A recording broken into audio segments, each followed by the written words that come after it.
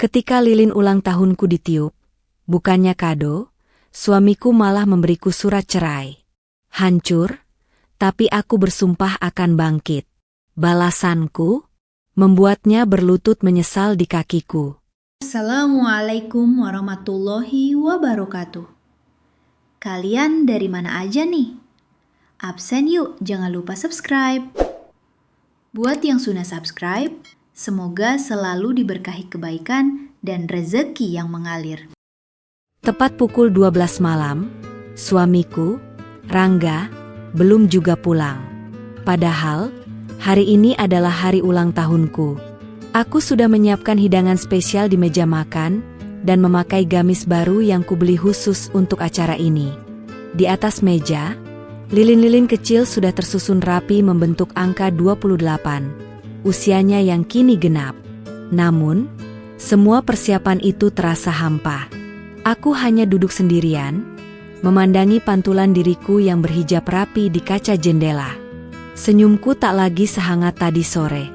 Rasanya ada yang aneh. Sudah 3 hari ini Rangga bersikap dingin, bahkan tak menyentuhku.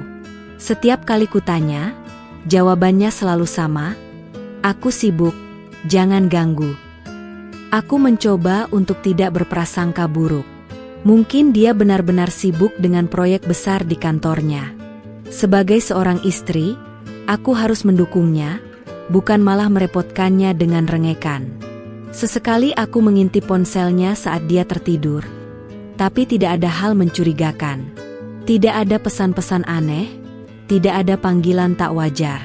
Semuanya normal, setidaknya di mata telanjangku. Namun, sikapnya yang berubah 180 derajat ini membuat hatiku resah. Biasanya, dia adalah orang pertama yang akan mengucapkan selamat ulang tahun padaku.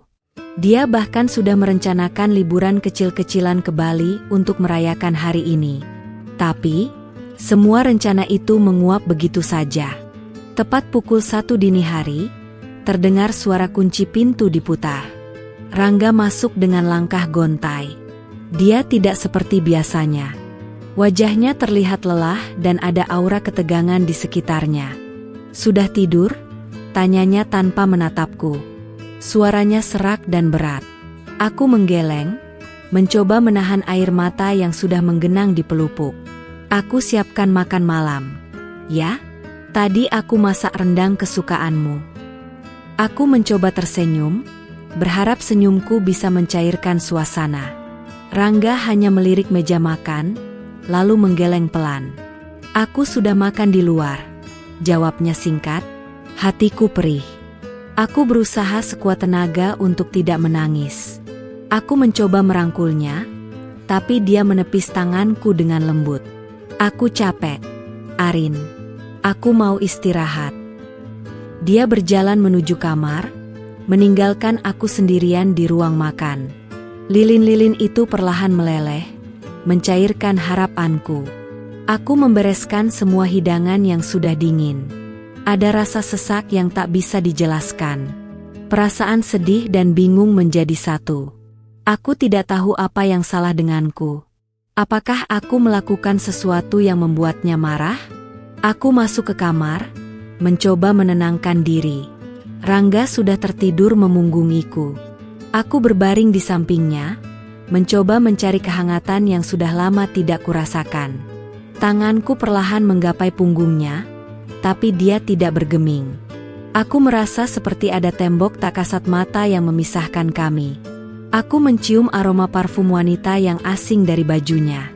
Aroma itu bukanlah parfum yang biasa kupakai. Jantungku berdebar kencang. Apakah dugaanku salah? Tidak. Aku tidak bisa berpikiran seperti itu. Aku harus percaya pada suamiku.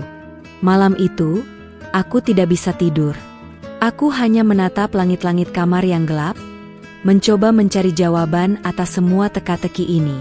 Pagi harinya, aku bangun lebih awal. Rangga sudah pergi ke kantor. Di meja nakas, ada selembar amplop berwarna coklat. Amplop itu tebal, seperti berisi dokumen penting. Di atasnya, ada tulisan tangan Rangga, "Arin, bacalah ini." Hatiku menciut. Ini bukan hadiah ulang tahun yang kuharapkan. Aku mengambil amplop itu dengan tangan gemetar. Perlahan, kubuka isinya. Ada beberapa lembar dokumen di dalamnya. Kertas-kertas itu terasa asing dan dingin di tanganku. Aku melihat satu persatu, mencoba mencerna isinya. Surat pernyataan perceraian. Mataku membelalak. Tanganku langsung jatuh lemas. Aku tidak bisa bernapas. Seluruh tubuhku kaku.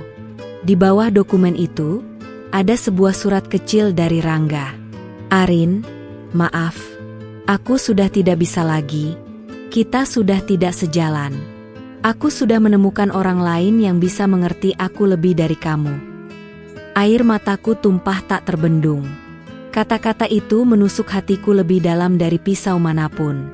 Bagaimana bisa? Tepat di hari ulang tahunku? Bagaimana bisa dia mengucapkan kata-kata itu setelah kami bersama selama 8 tahun? Aku tidak mengerti.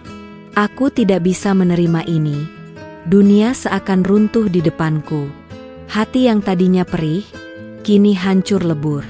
Aku merasakan sakit yang tak terlukiskan. Semua kenangan manis yang kami ukir bersama, kini terasa seperti lelucon. Aku terduduk di lantai, memeluk lututku, dan menangis sejadi-jadinya. Surat cerai itu masih tergeletak di sampingku. Tulisan Rangga yang rapi dan tegas, kini terasa seperti goresan tajam di hatiku. Kepalaku terasa kosong, tapi pada saat yang sama, dipenuhi dengan jutaan pertanyaan yang tak terjawab. Kenapa? Rangga? Kenapa? Bisikku. Aku melihat cincin pernikahan yang masih melingkar di jari manisku. Cincin itu terasa begitu berat. Suara notifikasi dari ponselku membuyarkan lamunanku. Sebuah pesan dari Sasa, sahabatku. Selamat ulang tahun, Arin. Nanti malam kita rayakan, ya? Pesan itu membuatku semakin sesak. Bagaimana aku bisa merayakan ulang tahun jika kebahagiaanku sudah direnggut? Aku tidak membalas pesan itu. Aku tidak punya tenaga untuk berbicara dengan siapapun. Aku hanya ingin sendirian, menanggung semua rasa sakit ini. Aku mengambil ponselku dan mencari nama Rangga di daftar kontak. Jari-jariku gemetar saat menekan tombol panggil. 1, 2, 3 kali, tidak ada jawaban. Aku mencoba lagi, tapi kali ini ponselnya sudah tidak aktif. Rangga menghilang. Dia meninggalkanku begitu saja, dengan selembar surat cerai, di hari yang seharusnya menjadi hari paling bahagia bagiku. Aku merasa dikhianati, tidak hanya sebagai istri, tapi juga sebagai manusia. Aku mencoba menelpon kantornya, tapi resepsionis mengatakan Rangga sedang cuti. Cuti? Tanpa memberitahuku? Sejak kapan dia mengambil cuti? Perasaan curiga yang semula ku coba buang jauh-jauh, kini kembali memenuhi pikiranku. Parfum asing di bajunya, sikap dinginnya, hilangnya dia secara tiba-tiba, semuanya mulai masuk akal. Dia sudah menyiapkan ini semua. Dia sudah merencanakan untuk meninggalkanku. Air mataku kembali mengalir. Aku merasa sangat bodoh. Aku terlalu buta karena cintaku. Aku tidak melihat tanda-tanda yang sudah jelas di depan mata. Aku terlalu sibuk menjadi istri yang sempurna, menyiapkan masakan kesukaannya, menunggunya pulang, dan membelikan baju-baju baru untuknya. Tapi, ternyata semua usahaku sia-sia. Dia tidak pernah menghargai pengorbananku. Dia hanya melihat kekuranganku. Atau mungkin dia melihat wanita lain yang lebih baik dariku. Aku bangkit, berjalan gontai ke kamar mandi. Aku memandang diriku di cermin. Wajahku terlihat pucat, mataku sembab, jilbabku sedikit berantakan. Aku tidak lagi mengenal wanita di cermin itu. Siapa dia? Arin yang kuat, yang selalu tersenyum, yang selalu menjadi penopang bagi suaminya? Atau Arin yang kini rapuh, yang kini hancur karena cinta yang salah? Aku mencuci wajahku, berharap air dingin bisa menghilangkan semua rasa sakit ini. Tapi tidak. Rasa sakit itu semakin terasa. Aku mengambil wudhu, lalu menunaikan salat zuhur. Di atas sajadah, aku menumpahkan semua isi hatiku.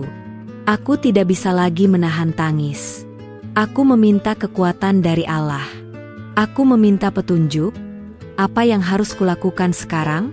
Apakah aku harus pasrah? Atau aku harus berjuang? Aku bingung. Aku tidak punya siapa-siapa di kota ini. Orang tuaku tinggal di desa, dan aku tidak ingin mereka tahu tentang masalah ini. Aku tidak ingin mereka khawatir. Setelah salat, aku merasa sedikit lebih tenang. Aku mengambil ponselku dan menelpon Sasa. Suaraku serak saat menjawab telepon. "Sas, bisa kita bertemu? Ada yang mau aku ceritakan." Sasa langsung menyadari ada yang tidak beres. "Kamu kenapa, Arin?" Suaramu serak. "Kamu sakit?" tanyanya khawatir. Aku tidak bisa menjawab.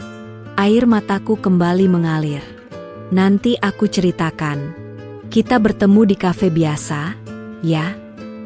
Sasa setuju, dan aku mematikan telepon. Aku harus kuat. Aku harus menghadapi ini. Aku tidak bisa terus-terusan menangis. Aku harus tahu apa yang sebenarnya terjadi. Aku harus tahu siapa wanita itu. Aku harus tahu alasan Rangga meninggalkanku. Aku harus tahu. Aku mengambil kunci mobil, memakainya, dan beranjak pergi. Di perjalanan, aku mencoba mengingat-ingat kembali semua percakapanku dengan Rangga selama beberapa minggu terakhir. Tidak ada yang aneh. Semua normal. Hanya saja, dia menjadi lebih sering pulang larut malam dan sering menghabiskan waktu di luar rumah dengan alasan pekerjaan. Aku percaya padanya. Aku tidak pernah meragukannya. Tapi, kini, keraguan itu datang menghampiri. Aku tidak bisa lagi mempercayainya. Aku sampai di kafe. Sasa sudah menungguku. Wajahnya terlihat khawatir saat melihatku. "Arin, kamu kenapa? Wajahmu pucat sekali." Aku tidak bisa lagi menahan diri. Aku menyerahkan amplop berisi surat cerai itu pada Sasa. Sasa membacanya, dan matanya membelalak. Dia tidak bisa berkata-kata. "Rangga," bisiknya. Aku tidak menyangka dia akan melakukan ini. Dia benar-benar... Sasa tidak bisa melanjutkan kalimatnya. Dia memelukku erat. "Aku minta maaf, Arin. Aku tidak tahu harus bilang apa. Aku tidak butuh kata-kata. Aku hanya butuh pelukan. Pelukan dari sahabatku, yang bisa merasakan sakitku. Pelukan itu memberiku sedikit kekuatan." Aku menceritakan semuanya pada Sasa. Tentang Rangga yang berubah, tentang parfum asing di bajunya, tentang surat cerai itu. Sasa mendengarkan dengan seksama, sesekali mengelus punggungku. "Apa yang harus aku lakukan, Sas?" tanyaku dengan suara bergetar. Sasa menatapku, matanya penuh dengan empati. "Kita cari tahu, Arin. Kita cari tahu siapa wanita itu. Dan kita buat Rangga menyesal seumur hidupnya." Aku tidak pernah melihat Sasa begitu marah. Matanya memancarkan amarah yang luar biasa. Aku tersentuh. Aku tidak sendirian. Aku memiliki sahabat yang akan selalu ada untukku. Aku mengangguk.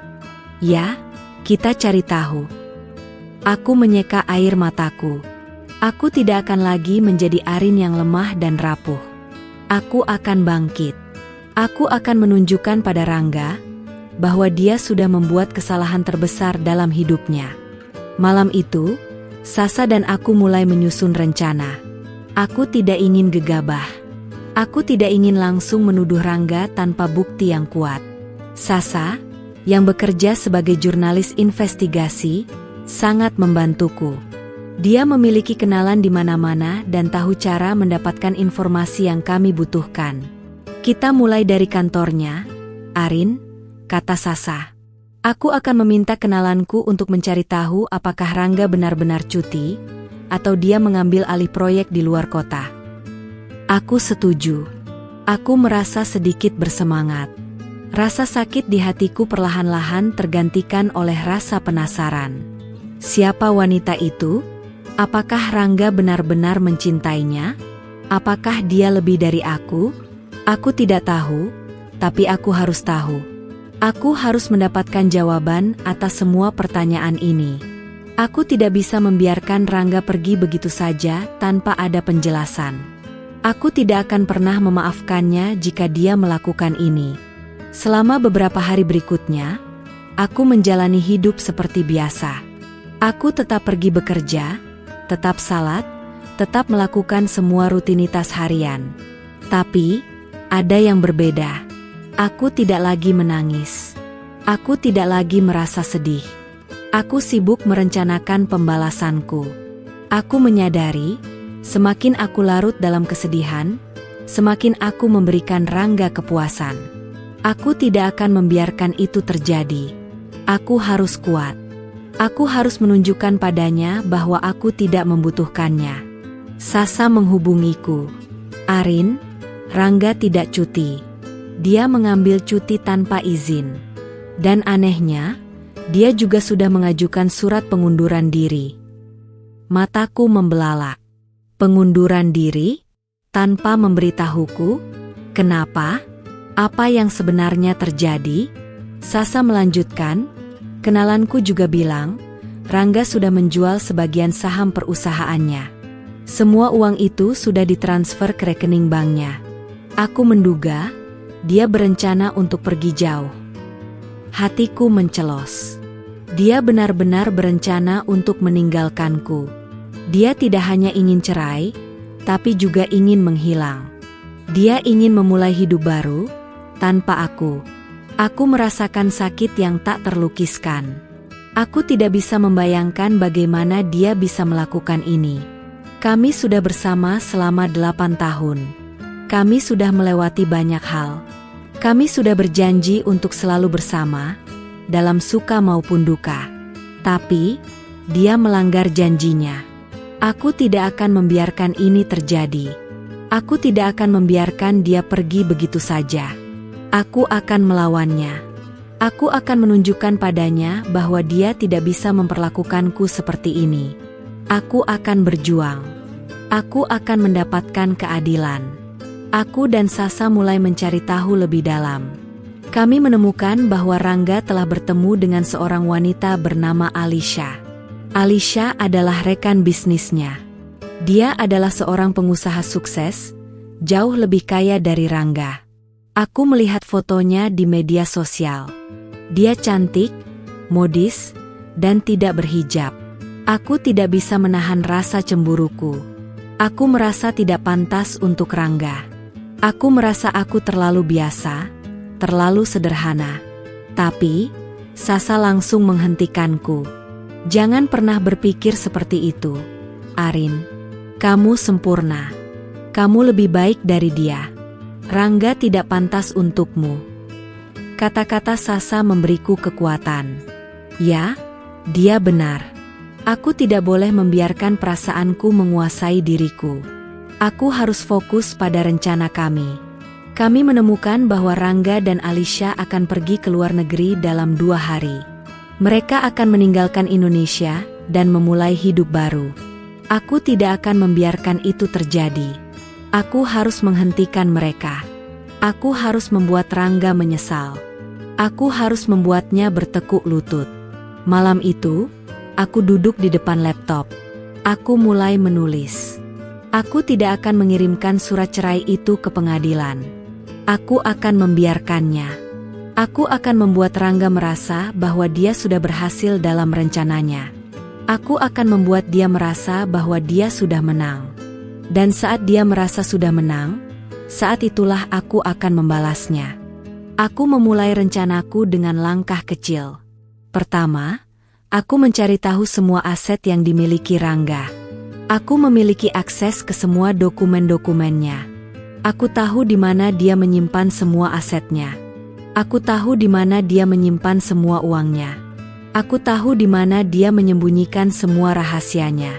Aku akan menggunakan semua informasi ini untuk melawannya. Aku membuat salinan semua dokumen-dokumen penting. Aku juga membuat daftar semua asetnya.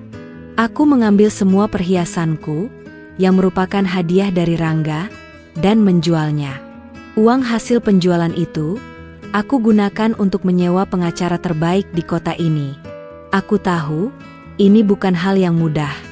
Rangga memiliki banyak uang dan banyak koneksi. Tapi, aku tidak akan menyerah. Aku akan berjuang sampai akhir. Pengacaraku, Ibu Rina, adalah seorang wanita yang sangat tegas dan berintegritas. Dia sangat terkejut saat aku menceritakan semua yang terjadi padaku. "Jangan khawatir, Arin," katanya, "kita akan membuat Rangga menyesal. Kita akan menunjukkan padanya bahwa kamu tidak selemah yang dia pikir." Kata-kata Ibu Rina memberiku kekuatan baru. Aku tidak sendirian. Aku memiliki tim di belakangku. Aku juga menghubungi ayahku di desa. Aku tidak menceritakan semuanya, hanya sebagian. Aku bilang, Rangga sedang sibuk dan tidak bisa menghubungiku. Ayahku mengerti. Aku tidak ingin dia khawatir. Aku tahu, jika dia tahu yang sebenarnya, dia akan sangat marah. Aku tidak ingin dia melakukan hal-hal yang tidak-tidak. Aku ingin menyelesaikan masalah ini dengan caraku sendiri.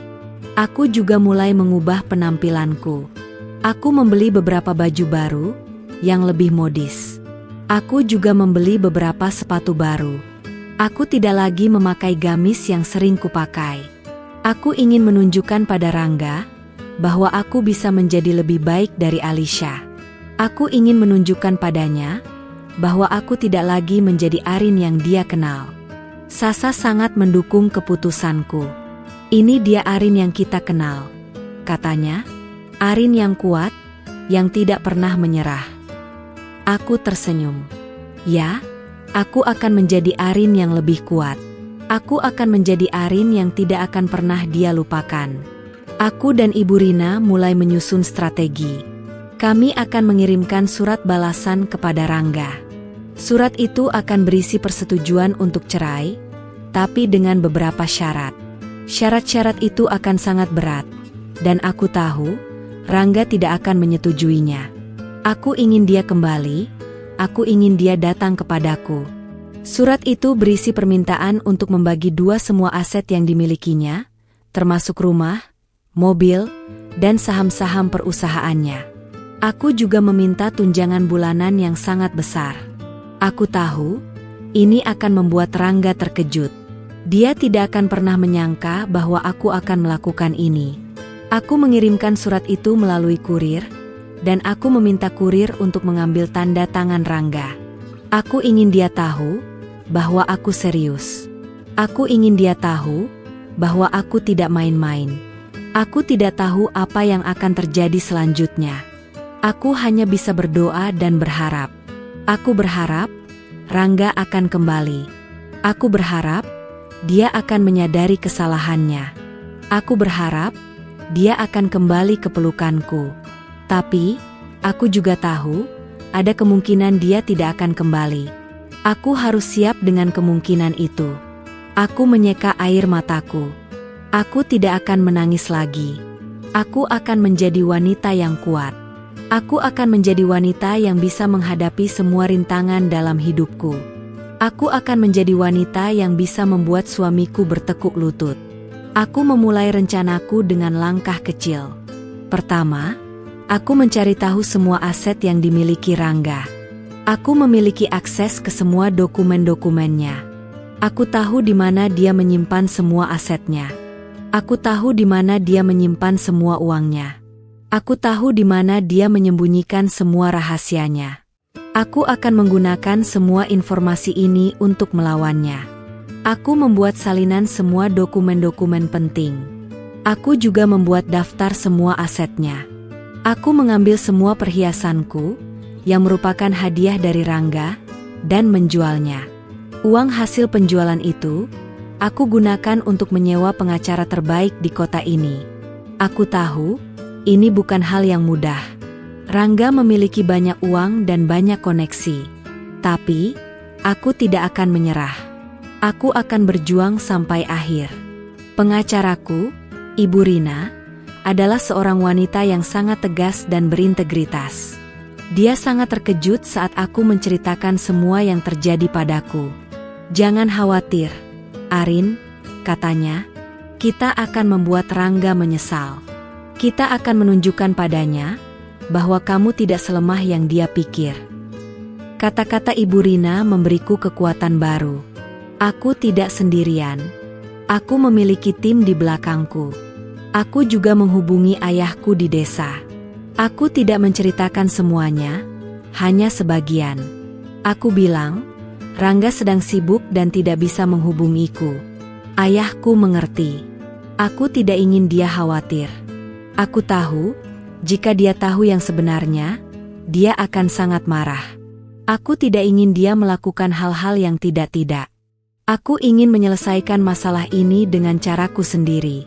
Aku juga mulai mengubah penampilanku. Aku membeli beberapa baju baru yang lebih modis. Aku juga membeli beberapa sepatu baru. Aku tidak lagi memakai gamis yang sering kupakai. Aku ingin menunjukkan pada Rangga bahwa aku bisa menjadi lebih baik dari Alisha. Aku ingin menunjukkan padanya bahwa aku tidak lagi menjadi Arin yang dia kenal. Sasa sangat mendukung keputusanku. "Ini dia Arin yang kita kenal," katanya. "Arin yang kuat, yang tidak pernah menyerah." Aku tersenyum. Ya, aku akan menjadi Arin yang lebih kuat. Aku akan menjadi Arin yang tidak akan pernah dia lupakan. Aku dan Ibu Rina mulai menyusun strategi. Kami akan mengirimkan surat balasan kepada Rangga. Surat itu akan berisi persetujuan untuk cerai, tapi dengan beberapa syarat. Syarat-syarat itu akan sangat berat, dan aku tahu Rangga tidak akan menyetujuinya. Aku ingin dia kembali, aku ingin dia datang kepadaku. Surat itu berisi permintaan untuk membagi dua semua aset yang dimilikinya, termasuk rumah, mobil, dan saham-saham perusahaannya. Aku juga meminta tunjangan bulanan yang sangat besar. Aku tahu, ini akan membuat Rangga terkejut. Dia tidak akan pernah menyangka bahwa aku akan melakukan ini. Aku mengirimkan surat itu melalui kurir, dan aku meminta kurir untuk mengambil tanda tangan Rangga. Aku ingin dia tahu bahwa aku serius. Aku ingin dia tahu bahwa aku tidak main-main. Aku tidak tahu apa yang akan terjadi selanjutnya. Aku hanya bisa berdoa dan berharap. Aku berharap Rangga akan kembali. Aku berharap dia akan menyadari kesalahannya. Aku berharap dia akan kembali ke pelukanku. Tapi, aku juga tahu, ada kemungkinan dia tidak akan kembali. Aku harus siap dengan kemungkinan itu. Aku menyeka air mataku. Aku tidak akan menangis lagi. Aku akan menjadi wanita yang kuat. Aku akan menjadi wanita yang bisa menghadapi semua rintangan dalam hidupku. Aku akan menjadi wanita yang bisa membuat suamiku bertekuk lutut. Rangga dan Alisha tidak jadi pergi. Mereka kembali ke Jakarta. Rangga tidak bisa melarikan diri.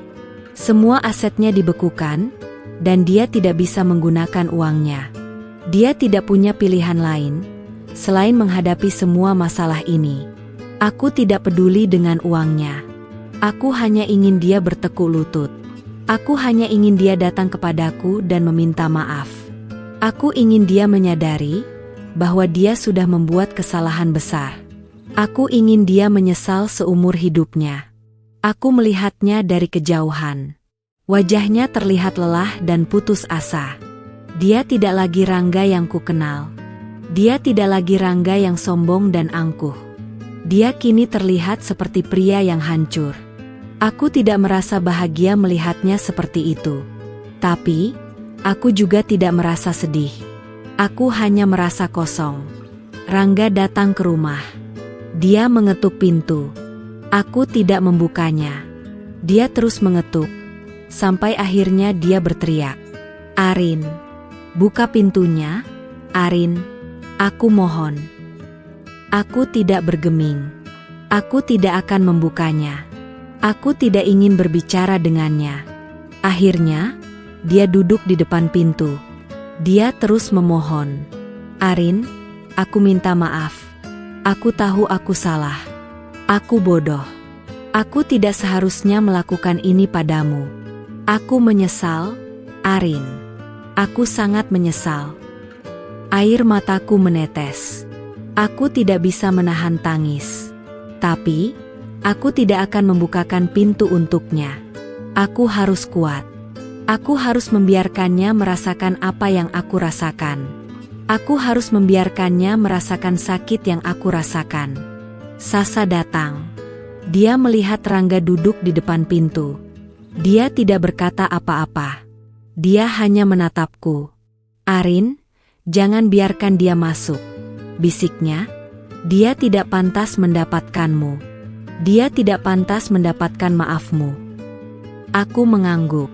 Aku tahu, Sasa benar. Aku tidak akan memaafkannya. Aku tidak akan membiarkannya masuk. Aku akan membiarkannya di sana, sampai dia menyadari kesalahannya. Rangga duduk di depan pintu selama berjam-jam. Dia tidak makan. Dia tidak minum. Dia hanya duduk di sana, memohon-mohon padaku. Akhirnya, dia menyerah. Dia pergi. Aku melihatnya dari jendela, berjalan pergi dengan langkah gontai. Aku merasa sedikit kasihan padanya. Tapi, aku juga merasa bahwa dia pantas mendapatkan ini. Keesokan harinya, Rangga datang lagi. Kali ini dia tidak berteriak. Dia hanya duduk di depan pintu. Dia membawa sebuket bunga mawar putih. Bunga mawar putih adalah bunga kesukaanku. Hati aku sedikit luluh. Tapi, aku tidak akan membiarkan itu terjadi. Aku harus kuat. Aku melihatnya dari jendela. Dia terlihat sangat lelah. Wajahnya pucat, dan matanya sembab. Dia tidak lagi Rangga yang kukenal. Dia kini terlihat seperti orang yang hancur. Aku tidak membukakan pintu untuknya. Aku membiarkannya di sana. Dia duduk di depan pintu selama berjam-jam. Akhirnya, dia menyerah lagi. Dia pergi. Sore harinya, aku mendapat telepon dari Ibu Rina. Arin, Rangga datang ke kantor saya. Katanya, dia ingin bertemu denganmu. Aku tidak tahu harus menjawab apa. Aku bingung. Apakah aku harus menemuinya? Atau aku harus mengabaikannya? Temui dia, Arin, kata Ibu Rina. Ini kesempatanmu untuk mengetahui kebenaran. Kamu harus tahu apa yang sebenarnya terjadi. Aku mengangguk. Aku setuju untuk menemuinya. Kami bertemu di kantor Ibu Rina. Rangga sudah menungguku. Dia tidak lagi mengenakan kemeja dan celana mahal. Dia kini mengenakan kaos biasa dan celana jeans.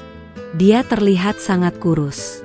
Arin, bisiknya saat melihatku, aku minta maaf. Suaranya bergetar. Dia tidak bisa menahan tangis. Aku tahu aku salah. Aku bodoh. Aku tidak seharusnya melakukan ini padamu. Aku tidak berkata apa-apa. Aku hanya menatapnya. Aku tidak tahu harus berkata apa. Aku terlalu terkejut melihatnya seperti itu. Aku tidak menyangka bahwa dia akan menjadi seperti ini.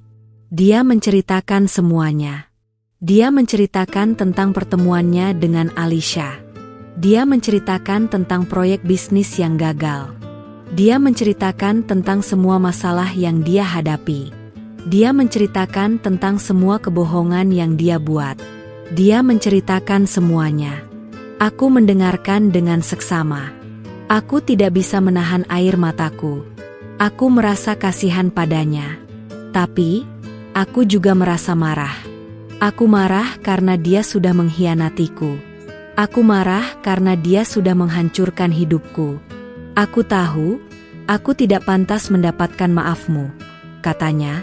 Tapi, aku mohon, Arin, beri aku satu kesempatan lagi. Aku akan memperbaiki semuanya. Aku akan menjadi suami yang lebih baik. Aku tidak tahu harus menjawab apa.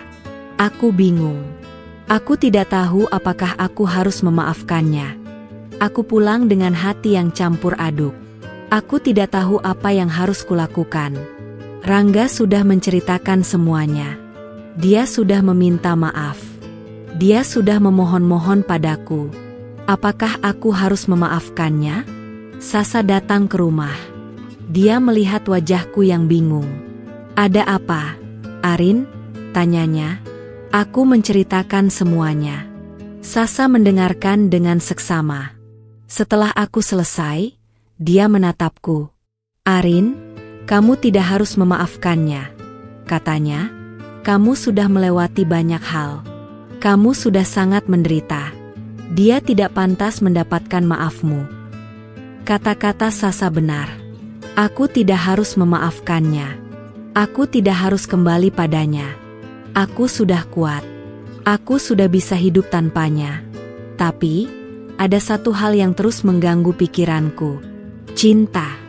Apakah aku masih mencintainya? Aku tidak tahu. Aku tidak bisa menjawab pertanyaan itu. Aku bingung. Aku tidak bisa membedakan antara cinta dan kebencian. Malam itu, aku tidak bisa tidur. Aku memikirkan semuanya. Aku memikirkan kenangan-kenangan manis kami. Aku memikirkan semua janji yang kami buat. Aku memikirkan semua impian yang kami miliki. Aku tidak bisa melupakan semuanya. Aku memutuskan untuk kembali ke rumah orang tuaku di desa. Aku butuh waktu untuk berpikir. Aku butuh waktu untuk menenangkan diri. Aku butuh waktu untuk menjauh dari Rangga. Aku menghubungi orang tuaku. Aku bilang, aku ingin pulang. Mereka sangat senang. Mereka tidak tahu tentang masalahku. Aku tidak ingin mereka tahu. Aku memberitahu Rangga bahwa aku akan pergi ke desa. Dia tidak keberatan. Dia mengerti. Dia bilang, dia akan menungguku. Dia bilang, dia akan menunggu sampai aku memaafkannya. Aku pergi ke desa. Aku merasa sedikit lebih tenang. Aku menghabiskan waktu dengan orang tuaku. Aku makan masakan ibu. Aku berjalan-jalan di sawah. Aku menghirup udara segar. Aku merasa sedikit lebih baik. Aku tinggal di desa selama sebulan. Selama sebulan itu, Rangga terus menghubungiku. Dia mengirimiku pesan setiap hari. Dia menceritakan tentang semua masalah yang dia hadapi. Dia menceritakan tentang bagaimana dia merindukanku. Dia menceritakan tentang bagaimana dia tidak bisa hidup tanpaku. Aku tidak membalas semua pesannya. Aku hanya membacanya. Aku tidak tahu harus membalas apa. Aku tidak tahu apa yang harus aku katakan. Akhirnya, dia datang ke desa. Dia datang ke rumahku. Dia bertemu dengan orang tuaku. Dia menceritakan semuanya. Dia meminta maaf pada orang tuaku. Dia memohon-mohon pada orang tuaku untuk memaafkannya. Ayahku sangat marah. Dia tidak bisa menerima apa yang Rangga lakukan padaku. Ibuku juga marah. Mereka tidak bisa menerima bahwa Rangga sudah mengkhianatiku. Tapi, mereka melihat penyesalan di wajah Rangga. Mereka melihat bahwa Rangga benar-benar menyesal. Mereka melihat bahwa Rangga benar-benar mencintaiku. Mereka memberiku nasihat. Arin, kami tidak bisa memutuskan untukmu, kata ayahku. Ini hidupmu. Ini pernikahanmu. Kami hanya bisa mendoakan yang terbaik untukmu. Ibuku juga setuju. Kami hanya ingin kamu bahagia. Katanya, aku tidak tahu harus berbuat apa. Aku bingung. Aku tidak tahu apakah aku harus memaafkannya. Aku tidak tahu apakah aku harus kembali padanya. Malam itu, aku duduk di depan rumah. Rangga datang menghampiriku. Dia duduk di sampingku. Dia tidak berkata apa-apa. Dia hanya menatap bintang-bintang. Aku juga menatap bintang-bintang. Arin, bisiknya, aku tahu aku salah. Aku tahu aku tidak pantas mendapatkanmu. Tapi, aku mohon, beri aku satu kesempatan lagi. Aku akan memperbaiki semuanya. Aku akan menjadi suami yang lebih baik. Aku akan membuatmu bahagia. Aku menatapnya. Matanya memancarkan ketulusan. Aku tidak bisa melihat kebohongan di matanya. Aku tidak bisa melihat kebohongan di hatinya. Aku tahu, dia benar-benar menyesal. Aku tidak tahu harus berbuat apa. Aku bingung. Aku tidak tahu apakah aku harus memaafkannya. Aku memutuskan untuk memberinya satu kesempatan. Aku tidak tahu apakah ini keputusan yang benar. Tapi, aku ingin mencobanya. Aku ingin melihat apakah dia benar-benar berubah. Aku kembali ke Jakarta bersamanya. Dia tidak lagi Rangga yang sombong dan angkuh. Dia kini menjadi suami yang lebih baik. Dia menjadi suami yang lebih perhatian, lebih peduli, dan lebih mencintai. Dia tidak lagi sibuk dengan pekerjaannya. Dia kini meluangkan waktu untukku. Dia selalu menemaniku. Dia selalu berada di sisiku. Dia selalu mendengarkan keluh kesahku. Aku tidak tahu apakah aku bisa memaafkannya. Tapi, aku ingin mencobanya. Aku ingin melihat apakah kami bisa memperbaiki semuanya. Aku tidak tahu apa yang akan terjadi di masa depan. Aku hanya bisa berdoa dan berharap. Aku berharap kami bisa bahagia. Aku berharap kami bisa hidup bersama selamanya. Pernikahan kami tidak lagi sama. Kami tidak lagi memiliki cinta yang sama. Tapi, kami memiliki cinta yang baru. Cinta yang lebih kuat, yang lebih tulus, dan yang lebih jujur. Aku tidak lagi membencinya. Aku kini mencintainya. Aku mencintainya dengan cinta yang baru. Cinta yang lebih dalam, yang lebih tulus, dan yang lebih jujur. Aku tahu, kami masih memiliki jalan yang panjang untuk dilalui. Tapi, aku yakin, kami bisa melaluinya. Kami akan melaluinya bersama-sama. Karena, kami memiliki cinta. Dan cinta akan selalu menang.